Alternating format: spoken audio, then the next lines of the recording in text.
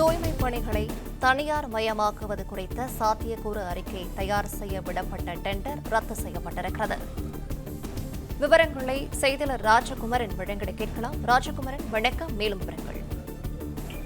தமிழகத்தில் திருச்சி, மதுரை, தூத்துக்குடி உட்பட 12 மாநகராட்சிகளின் தூய்மை பணியை அரசு தனியாருடன் இணைந்து மேற்கொள்ளக்கூடிய விதமாக சாத்தியக்கூறு அறிக்கையை தயார் செய்வதற்கான ஒப்பந்த புள்ளி அண்மையில் கோரப்பட்டிருந்தது.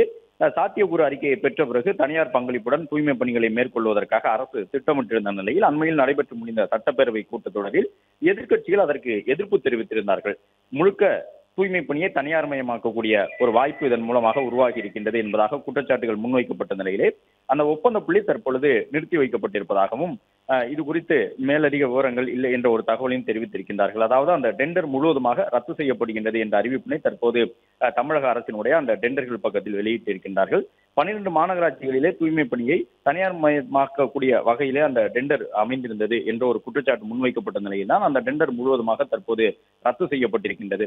அதன் அடிப்படையிலே தனியார் பங்களிப்போடு குப்பைகளை எடுத்துச் செல்வது, மேலும் குப்பை கிடங்குகளில் குப்பைகளை கையாளுவது, அதற்கான பணியாளர்களை தேர்வு செய்து ஒப்பந்த அடிப்படையில் அவர்களுக்கு ஊதியம் வழங்குவது உள்ளிட்ட அனைத்துமே தனியாருக்கு ஒப்படைக்கப்படுவதன் மூலமாக தூய்மை பணி என்பது முழுக்க முழுக்க தனியார் மயமாகக்கூடிய ஒரு வாய்ப்பு இருப்பதாக சொல்லப்பட்டிருந்த நிலையில் தான் தற்பொழுது அந்த சாத்தியக்கூறு அறிக்கையை தயார் செய்வதற்காக விடப்பட்டிருந்த டெண்டரை தமிழக அரசு ரத்து செய்திருக்கின்றது.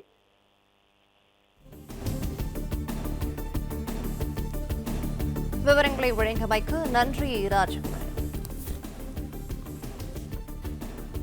மற்றும் ஆப் ஸ்டோரில் இருந்து பாலிமர் செயலியை QR கோடு மூலம் பதிவிறக்கம் செய்யுங்கள்.